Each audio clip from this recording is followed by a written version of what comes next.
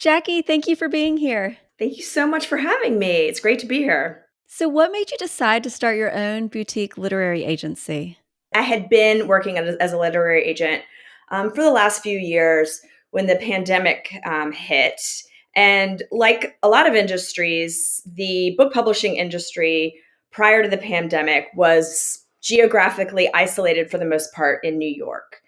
I was working as an agent before the pandemic in San Francisco, so working remotely, but still sort of feeling like New York is where you had to be. But then the pandemic hit, and it really changed the opportunity, as I see it, for people working in publishing to be anywhere they want to be. And it also changed the dynamic around having a physical office. So the costs to start my own agency were so low, and the opportunity was very different than it had been a few years before. So it just seemed like a no-brainer to do it myself. How many years have you been working as an agent now? So I've been an agent for the last, I think it's almost been 6 years. And I've had my own agency for about a year and a half. What can you tell us about what you believe makes a book proposal end up in the slush pile? Like, what makes them bad? So the number one thing I say to prospective authors about that is there's a significant difference between a book a book idea that's interesting to you or your mom versus a book that's interesting to hopefully millions of people.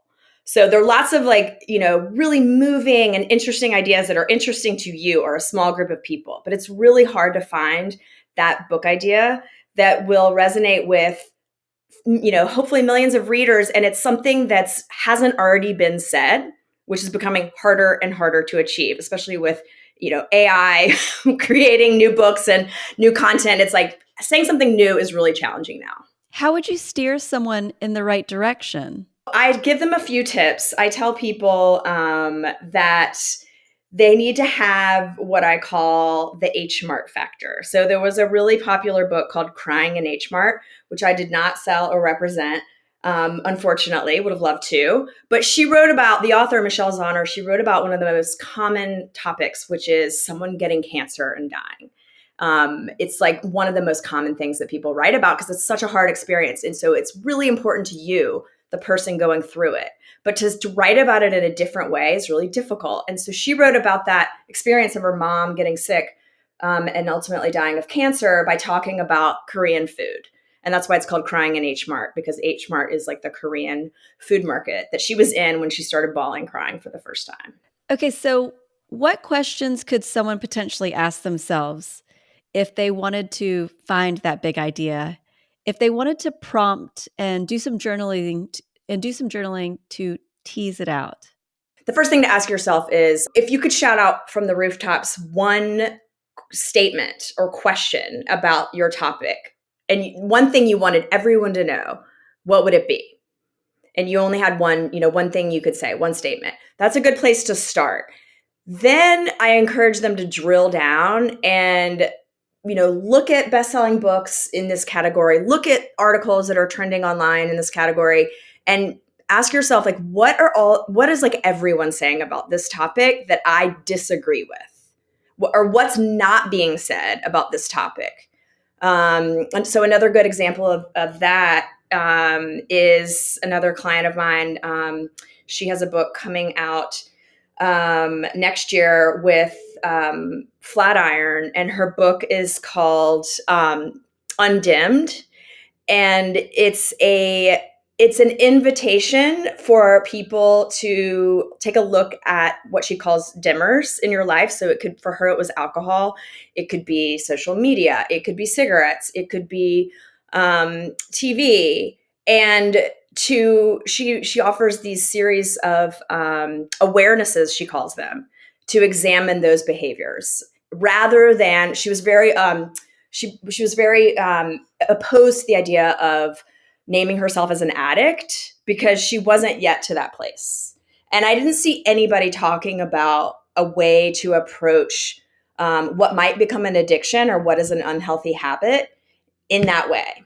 Yes, there are books about the formation of habits, but there's nothing really on the other end for when it switches from a habit to unhealthy. So, Book proposals are supposed to be what, like 70 to 80 pages? Yeah, I mean, I usually advise people to keep them more at like 30 to 50 if possible, because more isn't necessarily better.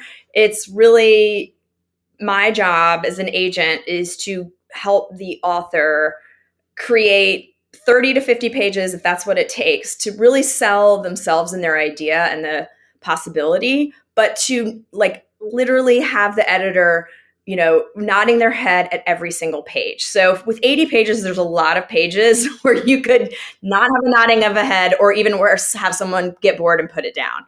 So you really need to keep them engaged at every page. And at every page, you want the editor to be saying to themselves, this is amazing. I've never seen anything like this. There's no one's talking about this. And this is the person to write this book. Because they read, I mean, in addition to all the books they've read in this category, they're also reading all the proposals on this topic. So all the ones that came in and someone else bought, or all the ones that they're reading and then passing on, so in addition to Amazon.com, millions and millions of books, they're also reading all the potential books. So you have a really tough critic reading your book proposal, and that is the thing that sells the book. You're not there. You don't get a chance to be there until you win that battle first. So you have to hook them pretty quickly. Yeah. Beyond the description, the overview, and the big idea, what are other key elements that make a compelling nonfiction book proposal? So what I tell authors is their overview is the most important part of the proposal. And that's like the first part of the proposal that's really shouldn't be more than about 2 to 3 pages long. And it answers the questions, why this book? Why me? Why now? And you really need to paint a clear picture for the editor in those couple of pages. Why this book? If you're writing about any topic that we can think of, unless it was invented yesterday, there's probably many, many books on it already. So why do we need another one? And editors will also be asking, why a book? Could it be an article? Could it be a podcast? Could it be some other product? Books are expensive to make and hard to sell. So you have to make a good case that a book is needed. And if you're an unknown author, what are your real chances for getting a traditional book deal? It's really, really, really hard. I won't be dishonest. I won't sugarcoat it. I think, in the memoir category, it's like, you've got to be a New York Times level, just Pulitzer Prize level writer to achieve that. If you look at the bestsellers in the memoir category, a lot of them are famous people. So the other way is if you're famous, or if you have a lot of, followers. But in the nonfiction category, I would say in the last 5 or 6 years that I've been in this business, it's become increasingly harder every year, unfortunately, because there's just so much competition, and there's so much, not only competition, in terms of other books, but competition for people's attention. We used to put an author on the Today Show, and it was like, oh, New York Times bestseller, slam dunk. Everyone will buy this book. And now, when my client Scott Shigioka did get on the Today Show, and his book did really well, but it's not the slam dunk that it used to be in terms of the number of sales you see happening after a big media hit like that. And so for that reason, nonfiction authors today really are required to have a large platform and access to their readers. So whether it's through a podcast or speaking engagements throughout the year or Instagram following, it doesn't really matter the channel so much. That kind of depends on the book, but you have to show the publisher that people are already coming to you for this topic, information on this topic. So now that you've honestly revealed that it's actually quite difficult for an author who is unknown to go the traditional route, how do you feel about the different routes available these days between traditional, hybrid, and self-publishing? I think that they it depends on the author's intentions with the book, in terms of like how I feel about them, or which ones I recommend, because people write books for different reasons. For some people, it's a story they have to tell. For others, they want it to be like a calling card for their business, and they want to be able to hand it out to clients. Some people really do want that Penguin Random House, you know, like mark of approval and achievement and excellence. And so it really depends on the author's intentions. And I think self-publishing can also work really well. And sometimes for a first-time author who just really doesn't have a good shot of getting a deal with a major publisher, that's a great way to go. So yeah, lots of options. And what would you say about the marketing efforts? So, if you go traditional, how much of the book's success is based on the publisher's efforts and how much is due to the author's efforts? I would say, the publisher's efforts obviously don't hurt and they can be tremendously helpful. But I think, like most things in life, whether it's starting your own business or writing your own book, the authors that are putting in the most sweat equity around their own book are the ones that end up being most successful.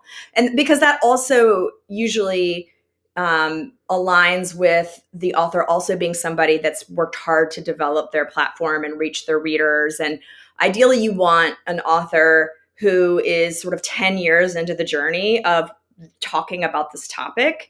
And so they've spent years. It doesn't necessarily need to take 10, but however many it ends up taking, the idea is that they've spent years, thinking about the idea, communicating with their audience, asking them questions, co-creating with them, and then understanding what the need is through their interaction with their readers, instead of going off in a corner and writing their book that they think they need to write, and then trying to like find the people who want the book. Because, right, that makes sense. It's like if you develop a pen that has some kind of eraser on it that nobody wants, it doesn't sell unless, so you have to be in communication with your customers, which are your readers. And sometimes that dialogue ends up sort of guiding the author to create a different book than they would have on their own. Okay, so it sounds like you're saying that you almost need to be fully immersed in the topic that you're exploring and writing about for many years to Yes. eventually find the missing content or angle. Yes. 100%. 100%. Because that's the other question that publishers will ask for nonfiction, nonfiction book deals, is even if they love the idea, they love the concept, they will ask themselves, like, is this author the right person to write this book? Or is this somebody that's just been, dabbling in this for the last year or so? But it does, like I said, it doesn't have to be a decade necessarily. My client, Cecily Mack is her name, and she, is the one who is writing this book called Undimmed. And she has a following on Instagram. She has a community that she's created on Instagram called Clear Life, and she's got a podcast that she does interviewing amazing people like Young Pueblo and talking about their journeys to give up their dimmers. And I would say she probably had been working on it for about 7 years in total. But her Instagram and her Substack, I think she built within the last like year or two, and it really took off, which also shows you that the timing is right. Every time I open the New York Times, I see an article about how people are giving up drinking, and it's becoming. So that's the other thing, is timeliness and trendiness. So that's another asset that Michelle Zauner had purely by luck. She is Korean, and her book happened to come out when people were into K-pop and Korean skincare. And so all things Korean were really sort of taking off. And I'm sure that she probably didn't care about that. This was her story and that's her heritage, but it just helped her because there were probably more media opportunities. And I think Cecily will have that advantage when her book comes out, because the conversation around not drinking is very timely. Oh yeah, we've been hearing about that here in wine country too. That timing though is it's a bit hard to predict, right? Yes. Because if you're pitching your book, how long does it actually take? Like, what is the timeline to go from securing a book deal to having it out in the world? Yeah. And this is what makes it so difficult for people who work in this industry and also for authors is that it's basically a 2-year timeline between when the book deal sells and when the book comes out. And so you're really asking yourself, what is going to be trending in 2 years? But since people don't know that, I always, guide authors to edit their pitch and their proposal to align with what's trending now, because that's really all we have, or at least what we think is coming down the pipe, and we have no idea. I mean, the pandemic's a great example. There were plenty of people who had books coming out, in 2020 that just got completely overlooked because people were buying masks and toilet paper, and they weren't paying attention to what books were coming out that week, and there were just so many things that were unpredictable. So it's a challenging market for that reason, because you really don't know what market you're going to be trying to sell into once your book comes out. And that, again, goes back to why it's so important to have that direct access to your readers, because again, like I said about the Today Show hits, it used to be the case that if an author came in with a proposal and they had connections at Time Magazine and the New York Times, and they had all these media connections, that was really a boon to their proposal. But now that's less powerful, because it's like, well, I mean, we don't know that they're going to want to write about this, or we just don't, but whereas like if you have a massive newsletter, no one's going to list, no one's going to take that from you. And we can't control what's happening in the world 2 years from now. But if you keep growing your newsletter list, you can bet that that's probably going to be a larger list than it is today. And so that's more of a sure bet. Sounds like there's an element of planning, but there's also an element of luck. So it reminds me of this business I heard about in New Zealand, and they imported thousands of RVs and Airstreams that just so happened to land in New Zealand right when the pandemic hit, and they sold all of them and made like 10 or 20 million in a year. So that timing was lucky for Yeah. a first-time author. Realistically, what should they expect in terms of book sales and earnings, and what is deemed a success? Yeah. I mean, I'm going to answer this question sort of like a politician. It's really hard to say. It's variable. It really does depend, because every book and every book marketing campaign and launch campaign is so different, and it's so much of it is so unpredictable. And you would think that publishers that have worked in this business for decades would have that formula down to know, like, okay, this is what you should expect. They really don't. They really don't. It's we're like, because for some books, it was TikTok. A TikTok influencer went on there and talked about their book, and it took off. And for other people, it was just so happened that everybody was talking about bird flu or something that was just completely unexpected. And so it's really hard to kind of calculate in advance what that might be. But the way that publishers do it when they go to acquire a book is they create a P&L, like a prospective P&L for your book.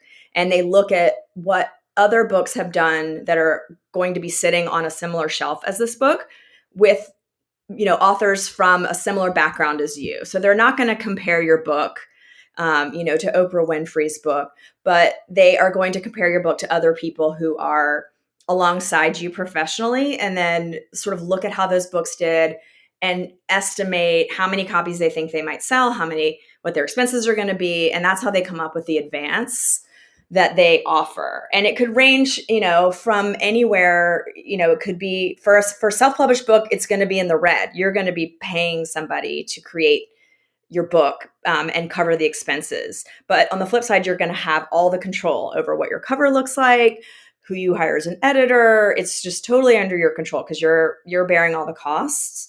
So for a book that they predict is going to do really well, you might get $500,000 or more. And then the variability among authors in terms of how much they sell, because an advance is basically like a prepayment for royalty. It's basically like, this is what we think we're going to make on the book. And so then as you sell your book for real, then you're sort of discounting against that advance. And reaching the whole level of the advance in terms of sales is called earning out. And then after you earn out, you start to earn royalties. I would say most first-time authors do not earn out their advances. Some do, but certainly the ones with lower advances do more frequently. So now at Bookmark Agency, you're a solo entrepreneur. So this is you working and choosing and deciding. What has that been like since opening? What has it been like? And how many clients can you carry at one time? Yeah, that's a great question. You know, it's been great. I think I decided to go out because of the reasons I stated, and then also because I felt like I was certainly continuing to learn at the agency where I was, but I felt like I had learned enough that I could take on the risk of going out on my own. And the one thing I was nervous about was after I got over the fear of like, will my current clients come with me? Which they did. I also the main fear I had was like, am I still going to get as many potential new clients coming in the door, and are they going to be, are they going to be good prospects? And I was pretty certain that would be the case because at that point, most of my clients were coming to me through my own referrals. Like other clients I'd worked with were referring others to me, but I just wasn't sure. I wasn't sure if they would really come now that I wasn't at a New York, literary agency, and now that it was me running it. And that turned out to not be a problem at all. I had, lots of clients, lots of referrals coming to me. But I think, yeah, the challenge that I face was what you said, like how many clients can you manage at once? Because it's a feast or famine business. So that's a financial challenge as well as a just operational management challenge. Publishing kind of works in waves and cycles, and it seems like all the good proposals all come in on the same week, and everybody seems to finish their manuscript on the same day, even though they're not supposed to. How many clients I can manage at a time varies based on where the current ones that I have are in the cycle. But yeah, so that's something that I'm always working on and looking for is how to do what I do more efficiently and faster, and how to like better coach authors how to create their proposal in a systematic and timely fashion. But it's hard because it's not like a widget, it's a work of art. There are so many variables at play. It sounds like you're kind of a contractor of a book. Yeah. That's Yeah. interesting. So, as an agent, how do you actually earn revenue? Are you paid based on the success of the book? Do you coach? Do you have courses? Yeah, so I've done all those things. So the primary bread and butter is selling books to publishers, and so for the clients that I represent as their agent, I earn 15% of whatever the author takes in, and that's a pretty standard industry based rate. So when the author is given, let's say $200,000 book advance, I earn 15% of that. If they earn out that advance and they start to earn royalties, I earn 15% of that. The challenge is that those payments are paid out over a number of years. So an author, even if they got $500,000 advance, they usually get it. They are usually paid that advance over 2 to 3 years. So it's a bit of a slow, because that's how long the process lasts as well. And that's also something that's changed in the last, however many years, especially since the pandemic. Authors used to be paid in a shorter time frame. So it used to be sort of, in the industry, like kind of against the code of ethics to do anything, above and beyond that in terms of like coaching or courses, because it was rightfully So seeing that, that takes away from what you're doing representing the clients that you represent. But now that has changed. I'm a member of the American Association of Literary Agents, AALA, and it's like a code of ethics organization. And they've updated that language because it's really hard for agents to earn enough money to make a living, especially new agents as they're building their lists. And if they're being paid as authors are, over a number of years. So I have done some coaching, I've done some courses, but the key is the only way to do that ethically is to only engage in that if the client comes to you for that. So if they know that you teach courses and they come to you and say, I'd like to take one of your courses, not I'd like you to represent my book, and then you say, well, I want you to take this class, or I want you to. So that's how the AALA deems that it's ethical. But yeah, a lot of literary agents have second jobs and do other things because it takes over the years it gets easier because like this year I'm earning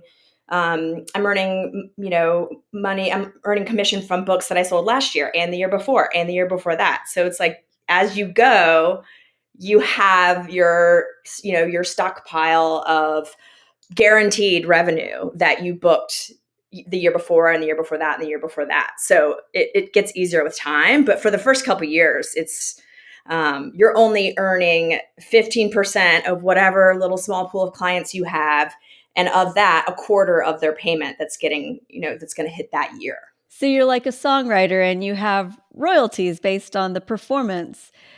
And just like a songwriter, the performance of a song, you don't really know how long that will last. But if you knock one out of the park, that can be all you really need. Yeah. Oh, yeah. Absolutely. I know. I mean, it's like, not dissimilar from artist talent agents. Yeah, everybody's looking for their next Grammy winner. When you branched out on your own, how many years did it take before you reached a level where it felt more comfortable? I would say, it also shifts financially when you do go out on your own too, because you are able to keep that money yourself, basically. Whereas when you're at an agency, most agencies have a share, so you're taking a lower percent. Not all do. Some pay salaries. They're all a little different. Um, but I think for me, I would say within the first, I would say definitely the first year it was a challenge, and then is becoming easier. But I would say the bigger challenge too is also sometimes there are timeline shifts. So a book that's supposed to publish this year, it doesn't happen often, but sometimes an author might have a death in the family, or for some reason it needs to be deferred, or they didn't finish the manuscript when they thought they would. So there are some of these variables where the payments get pushed forward. And so I think the question that I'm always asking, and the agents that I'm friends with and talk to, and that are my colleagues, is how do I also have, whether it's coaching or courses, some sort of offering that is more bread and butter, more steady, more day to day that I can count on in case one of these bigger deals that I'm working on shifts, because we all have the same goal, which is we want the book to be the best book that it can be. And it's a work of art. And sometimes, the timelines around that shift, or something changes in the world and it needs to happen earlier or later. So you have to be a little bit flexible about that. But that, I would say that's the biggest challenge, is the revenue is sometimes it's a gush, sometimes it's a drip. It's like you were saying, feast or famine. So, Yeah. yeah. So, give us a behind the scenes of what it is like to be Jackie Ashton. You wake up in the morning. What does your email inbox look like? How many pitches are you receiving? How do you even filter through them? And then how much of your time is dedicated toward moving your current projects forward? Yeah. Yeah, it's a great question.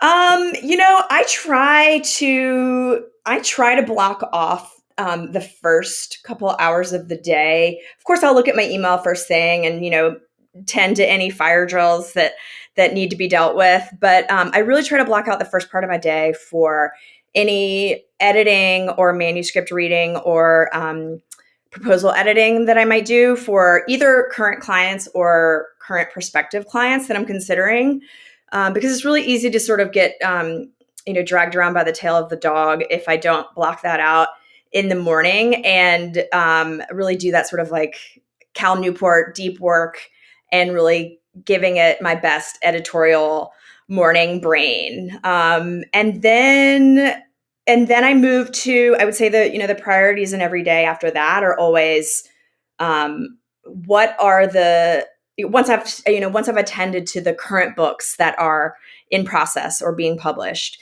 then the next priority is the pipeline. Who are the clients that I'm working with who are close to selling a book, and what is the thing that I can do today to move that thing forward?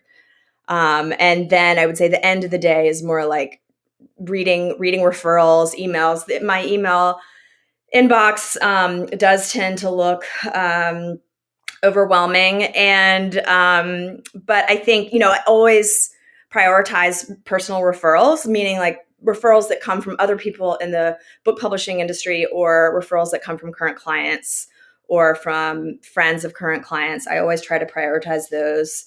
But I also get a lot of requests that come in from somebody's grandmother or just something that is, and that takes time too, because if somebody that I know, I want to be kind and give them a reply, and hopefully not a too jaded one that's like, I don't know about that. It's just tough because a lot of people want to write books, and it's really a tough business. So, if you're a first time author, the idea of writing a book has to be for the benefit of the reader, but with zero expectation for how it might actually perform. Yes, that's exactly it. It's exactly it. And of course, most people, certainly there are people who write books that are simply an expression of their creativity. And there's lots of wonderful books like that. But a lot of nonfiction books are written by people who are very ambitious and successful in their field. And so it's often daunting to them or confusing to them that someone might not want their book because they've been so successful at doing what they do. But a book is a completely different beast, right? It's a completely different product. And so that's, part of my job is helping people understand, helping prospective clients and current clients understand that what you're creating when you're making a book is a very different thing. It's like almost like a different language. And I'm helping them translate what they do in their day to day into the book world and into the book format, because you're trying to take your genius, your thing that you do that no one else can do, and communicate it in a way that someone who is sitting, maybe in the dark with a flashlight all alone, that in a way that can keep them engaged and keep them interested and keep them turning the pages. And you're not there to explain it.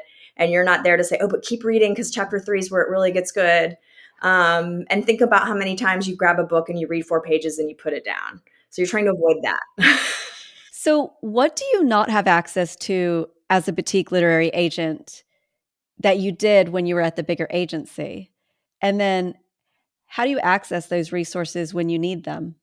That's a great question. I would say the agency where I was previously was also relatively small, so it's not significantly different. But I would say, boutique agencies don't have. I mean, the big New York agencies have benefits and salaries and things like that, and then also, the budget to buy software. So I don't have access to those things, but I think that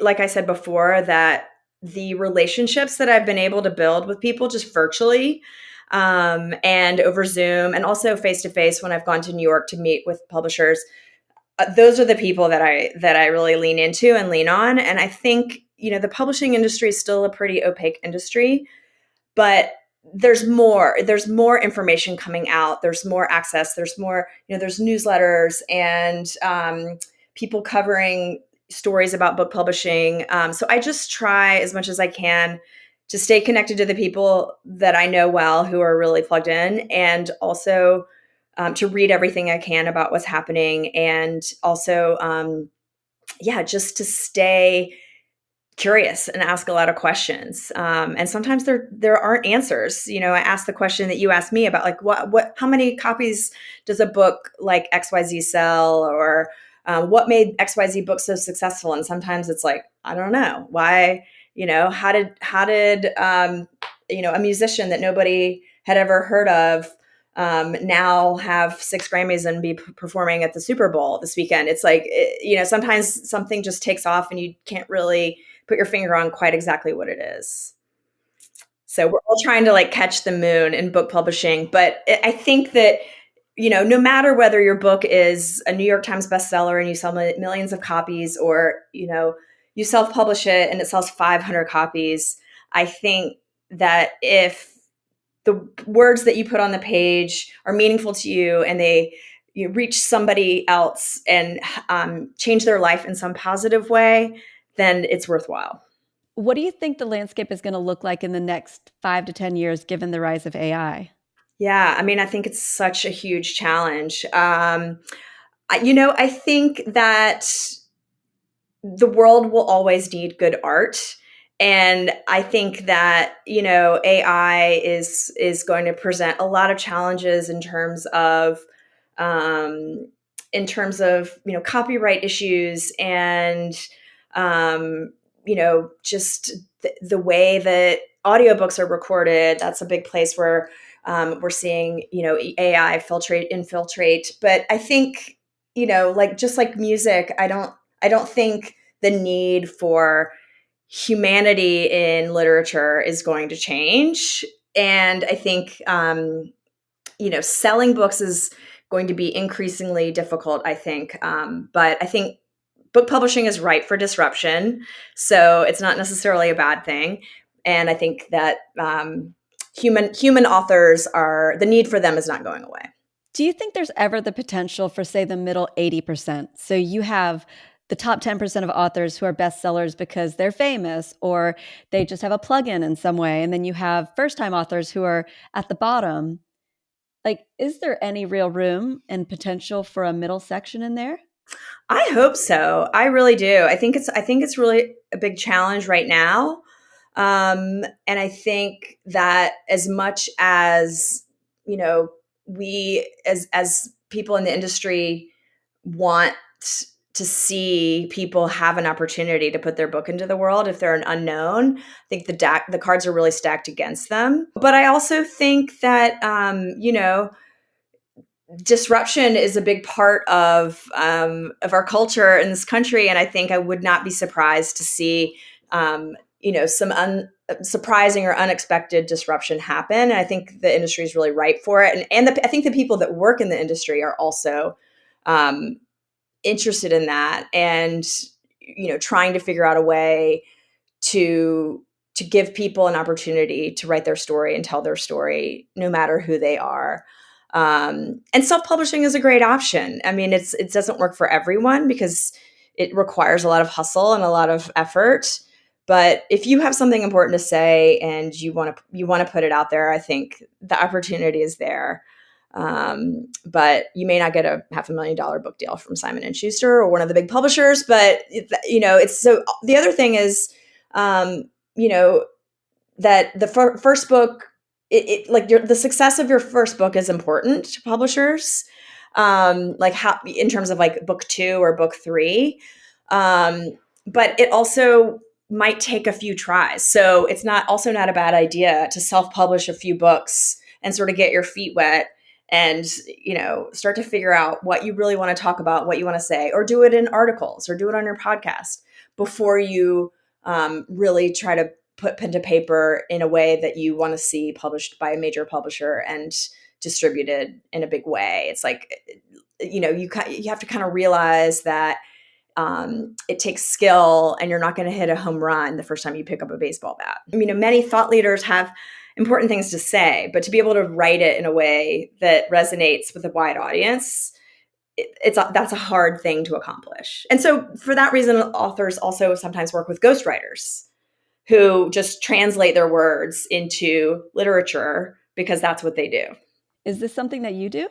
I've done this. Yes. I've ghostwritten a couple of books, and a lot of my clients do it. Sometimes not even just for the skill, but for the time. I work with a lot of entrepreneurs and people who have full-time jobs. So writing a book is, it's a big endeavor. So sometimes it's just about partnering with somebody who can take on that task of doing the research and doing, all of the writing while you're the person that's, giving the ideas and the structure and scaffolding of the book.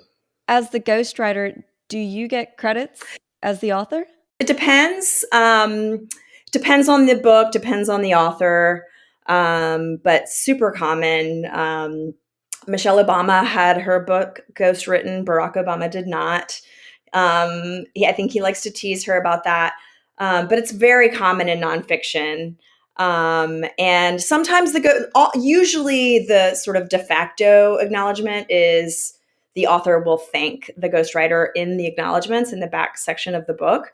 But sometimes ghostwriters will get, like a written with on the cover, or they'll get, some other acknowledgement. But the acknowledgement section of the book is usually where that shows up. It's interesting how that is a regular part of publishing. To me, it's very interesting. I know. It's crazy. It's crazy to think you would assume that books are written by the authors. But in most cases, it was written by them. It's almost like a translator. They're taking the thoughts and the ideas, and because the challenge with writing is like new writers, first time writers, they'll sit down and they'll write a story, and it makes sense to them, but then they hand it to somebody else and they read it and they're like, "What? You were where?" They leave out details because they're they know them in their brain, and they don't know that they need to actually spell it out word by word. So it's really challenging and humbling to try to tell a story that somebody, like I said, in a dark lit room 3,000 miles away can fully understand and engage with. It's a real talent.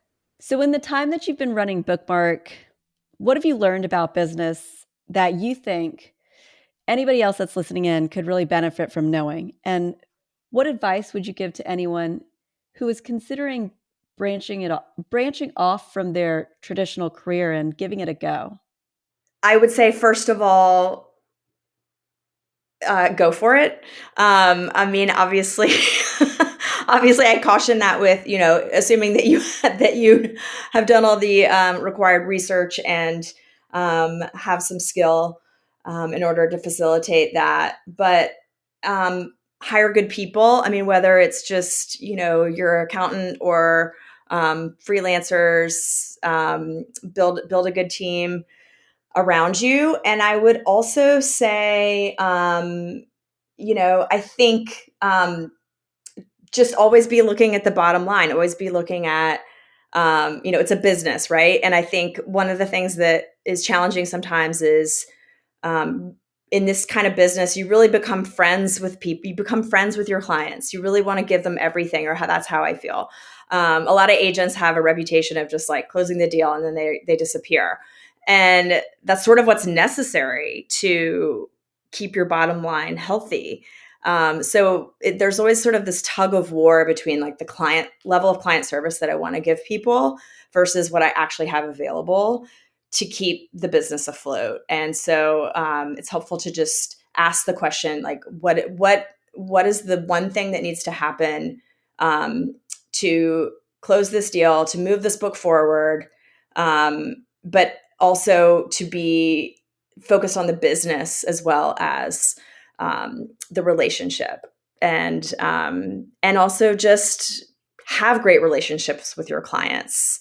Over deliver for them when you can, and set reasonable expectations. That's another thing. I think a big part of my job is setting reasonable expectations for prospective authors, because people come in, and I understand the sort of romantic notion of getting a giant book deal and going on a world tour.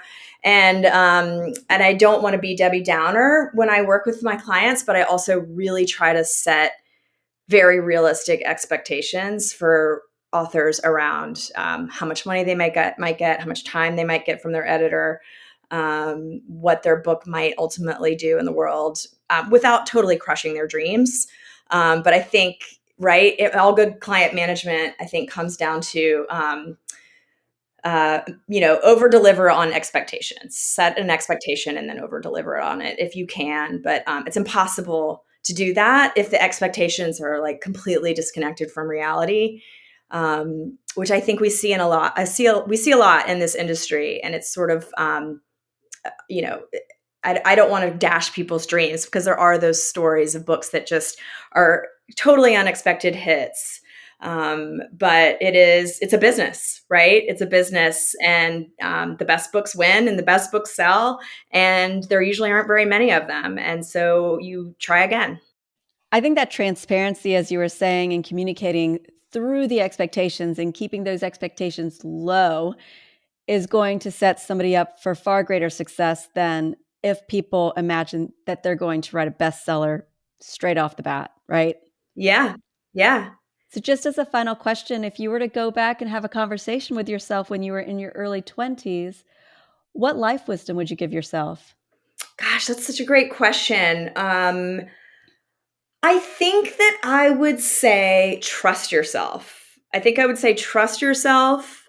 And I think I would say the only person who knows what you are meant to do in this world and what's going to be most rewarding for you is you.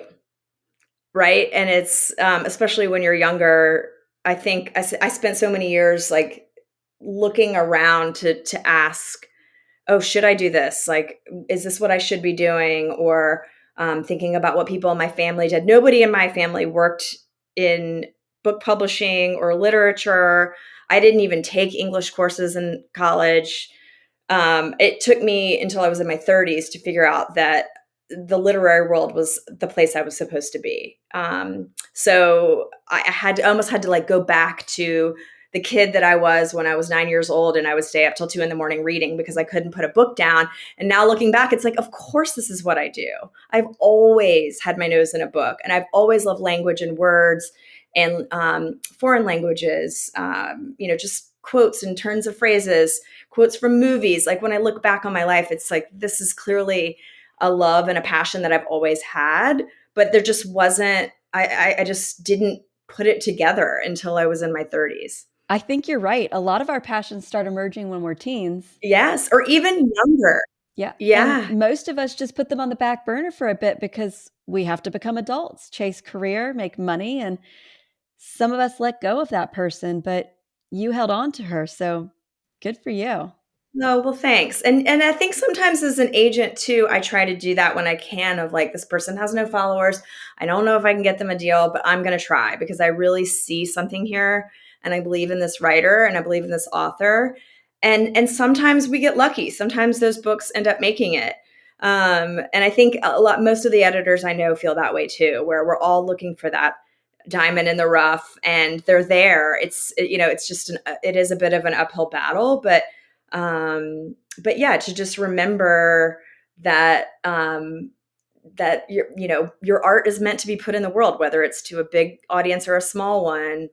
It just happens to be a challenge when you're talking about, like, the small percent that actually gets through and gets to work with a major publisher. But there's lots of other ways um, to go, and there's like a path to get there eventually, or not. But I would always say, tell your story somehow, some way, if you feel that calling. Yeah, I love that. Jackie, thanks for enlightening us on the literary world. I often interact with others who have an expertise or story that they think could benefit others.